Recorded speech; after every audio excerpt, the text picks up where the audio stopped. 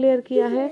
और क्या बोलते हैं, हम एक तरह से बोल सकते हैं बहुत दिन से वीडियो भी अपलोड नहीं हो पाया था, बहुत सारे प्रॉब्लम, नेटवर्क प्रॉब्लम नहीं था actually. I am not well to upload video, थोड़ा सा फीवर के कारण ऐसा हो गया था। तो आज से आपकी वीडियो रेगुलर रहेगी, एक भी दिन मिस नहीं होने वाला है। तो अपने टॉपिक्स को क्लियर करिए, सारी चीज़ें देखते रहिए। तो चलिए हम अपना अगला टॉपिक शुरू करते हैं, जिसका नाम है air pollution. So, air pollution. We can survive for some time without food. Okay. Survive कर सकते हैं यानी हम जी सकते हैं विदाउट फूड, यानी फूड के बिना हम अपनी ज़िंदगी कुछ दिनों के लिए जी सकते हैं, ठीक है। लेकिन हम एक फ्यू मिनट और इवन सेकंड की भी बात करें तो हम नहीं जी सकते हैं विदाउट किस चीज़ के, विदाउट एयर के। तो आप अब समझ सकते हैं एयर कितना ज़्यादा इम्पॉर्टेंट है। एयर जो हम ब्रीद करते हैं और वहाँ से जो रेस्पिरेटरी सिस्टम होता है, फिर वहाँ से ऑक्सीजन इनहेल करते हैं और कार्बन डाइऑक्साइड निकालते हैं, ये प्रोसेस चलता है। तो ये एयर पॉल्यूशन में, इसका मतलब यहाँ पे जो ये एयर को पॉल्यूट कर रही है कुछ गैसेस, जो गैसेस एयर को पॉल्यूट कर रही है, या फिर वो कंस्टिट्यूएंट जो एयर में जिनका कोई यूज है ही नहीं वो आ गए हैं, तो वो एयर को पॉल्यूट बना रहे हैं, इसलिए इसे हम एयर पॉल्यूशन कहते हैं। तो अब आप समझ रहे हैं एयर कितना ज़रूरी है। तो हम ये भी जानते हैं कि एयर मिक्सचर है किस चीज़ का, गैसेस का। कोई भी पूछे what is air, air is a mixture of gases by volume about 78% nitrogen, 28% oxygen and 1% of methane, ozone, water vapor present in very small quantity। ठीक है, याद रखना है, ये वाला बहुत ही इंपॉर्टेंट है और ये पहली बार नहीं पढ़ रहे हैं आप, ये चीज़ आप बहुत पहले से जानते हैं। चलिए ये आपका सिंपली है एक्टिविटी। या one of your observation in the above activity could be the difference in the amount of smoke in the atmosphere. तो इसमें से जो ऑब्जर्वेशन, ये तो एक्टिविटी है, आप खुद ही इसे पढ़ेंगे।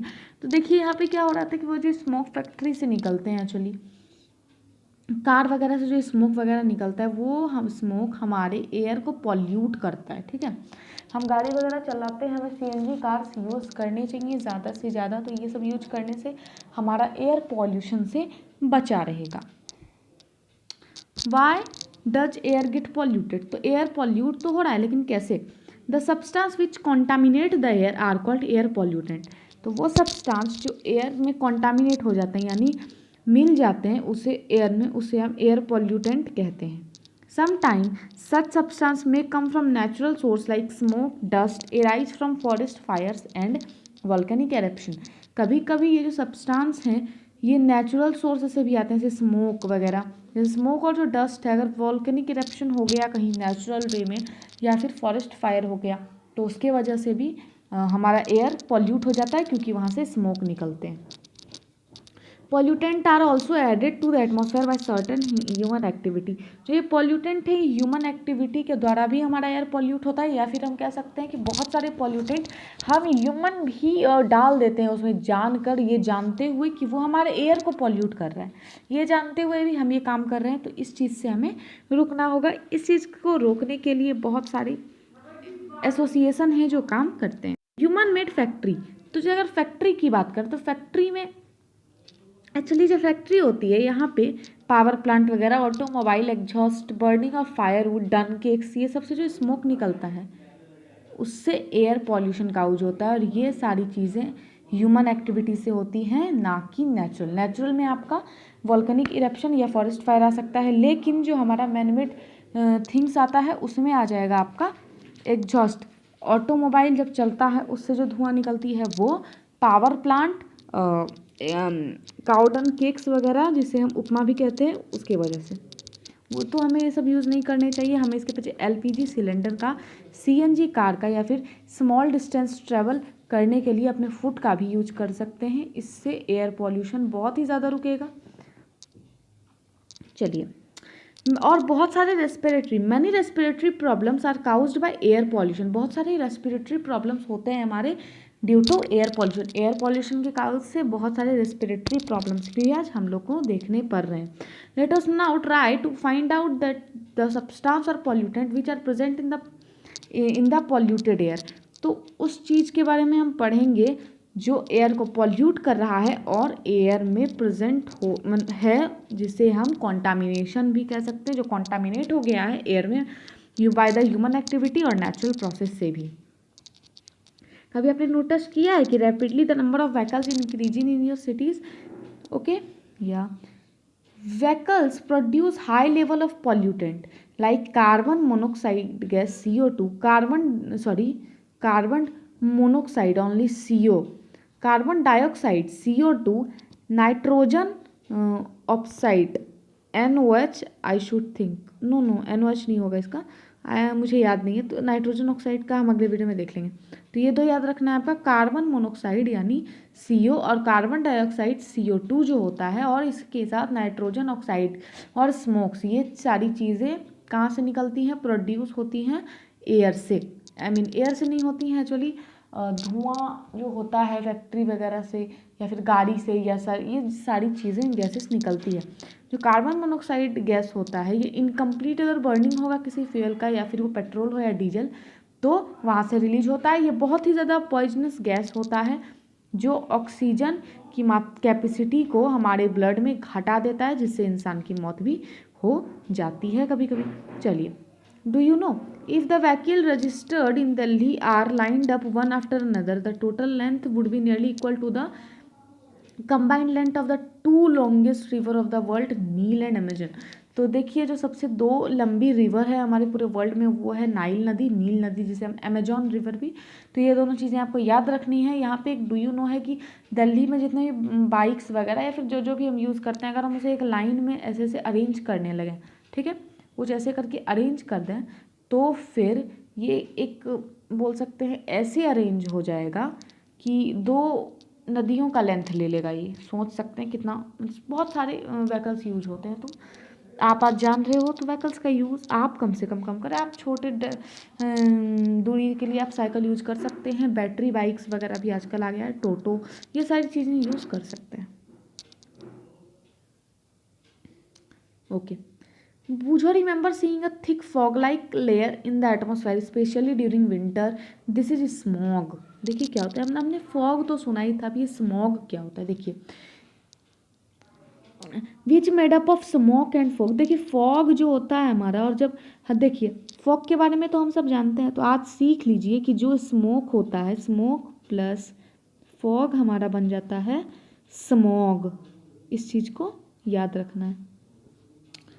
which is made up of smoke and fog. Some may contain oxide of nitrogen which combine with another air pollutant. तो ये जो है, कभी कभी नाइट्रोजन के जो ऑक्साइड वह होते हैं वो भी कॉम्बाइंड हो जाते हैं एयर को पॉल्यूट करने में, और फॉग के साथ मिलके स्मॉग बनाते हैं। ये स्मॉग बहुत ही दिक्कत काउज करता है ब्रीदिंग में, और बहुत सारे प्रॉब्लम्स जैसे अस्थमा, कफ, वीजिंग, ये सारी चीज़ें बच्चों में काउज कर देता है, स्पेशली इन चिल्ड्रन।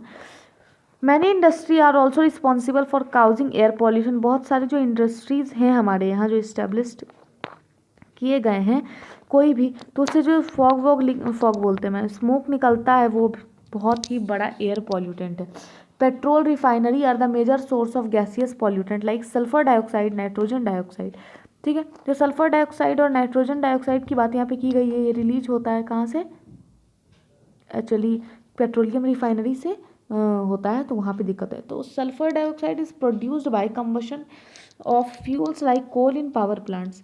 तो ये जो सल्फर डाइऑक्साइड होता है, ये एक्चुअली प्रोड्यूस होता है जब किसी भी फ्यूल का कंबशन होता है, जैसे कोल का हमारे पावर प्लांट में जब बिजली बनाने में यूज़ करते हैं, तो ये रेस्पिरेटरी प्रॉब्लम काउज कर देता है, और परमानेंट लंग्स डैमेज भी इससे हो सकता है। अदर काउज है हमारे एयर पॉल्यूशन का है क्लोरोफ्लोरोकार्बन। तो ये जो क्लोरोफ्लोरोकार्बन होता है, जो रेफ्रिजरेटर, एयर कंडीशनर, एरोसल स्प्रे, ये सारी चीज़ों से निकलता है। और CFC जो होता है वो डैमेज कर देता है हमारे ओजोन लेयर, एटमॉस्फेयर का। तो यह रिकॉल करना है कि जो ओजोन लेयर है वो हमें प्रोटेक्ट करता है हार्मफुल रेज ऑफ द सन, और जिससे हमें स्किन कैंसर भी होने का बहुत ज़्यादा चांसेस रहते हैं। In addition to the above mentioned gases, automobiles which burn diesel and petrol also produce teeny particles which remain suspended in air for long period. तो इससे हम ये भी समझ सकते हैं कि जो ऑटोमोबाइल्स होते हैं जो पेट्रोल या डीजल से चलते हैं वो भी बहुत सारे जब वो अनबर्न्ड होते हैं यानी एक तरह से इनकम्प्लीट बर्न होते हैं तो कार्बन मोनोक्साइड गैस निकलता है, कार्बन डाइऑक्साइड गैस निकलता है और कभी कभी नाइट्रोजन ऑक्साइड भी गैस निकलता है जो हमारे एयर को पॉल्यूट करता है। ये यहाँ तक कि वो एयर के साथ बादलों में जाकर वाटर के साथ रिएक्ट करके एसिड रेन भी काउज करता है। तो उससे हमारा ताजमहल को बहुत ही ज़्यादा नुकसान हो रहा है। तो वाटर भी हमारा बर्बाद हो रहा है और एयर भी बर्बाद हो रहा है। इसीलिए हमें बैटरी वाले बाइक्स वगैरह यूज़ करनी चाहिए। तो कुछ पार्टिकल्स जो बहुत ही ज़्यादा दिन रह जाते हैं बहुत ज़्यादा पीरियड के लिए और जिन्हें हम अपने नोज़ के थ्रू इनहेल कर लेते हैं वो हमें डिजीज़ काउज कर देते हैं। कुछ पार्टिकल्स प्रोड्यूस करते हैं industrial process like steel making and mining. Power plant give out tiny ash particles which also pollute the atmosphere. जो एस आता है वो मेन पॉल्यूटेंट होता है हमारे एटमॉस्फेयर का क्योंकि ये बहुत ही ज़्यादा पॉल्यूट कर देता है और ये बहुत ही पहले डिकम्पोज भी नहीं होता। इसकी ईयर लाखों साल की होती है एस की। ओके ये बहुत सारे सिविलाइजेशन में हमें ऐस मिला है तभी पता चला क्योंकि एट दैट टाइम आग हुआ करती थी, लोग पके खाना खाया करते। तो इससे हम ये चीज़ समझ सकते हैं। आप एसएसटी और साइंस को भी जोड़ सकते हैं, मैं ये बताना चाह रही थी। ओके चलिए अब मिलते हैं अगले वीडियो में एक केस स्टडी के साथ जिसमें हम ताजमहल के बारे में पढ़ेंगे। अगर ये वीडियो पसंद आया हो तो लाइक करिए, शेयर करिए अपने फ्रेंड के साथ और चैनल को भी सब्सक्राइब करिए। From this side Arya Singh, thank you.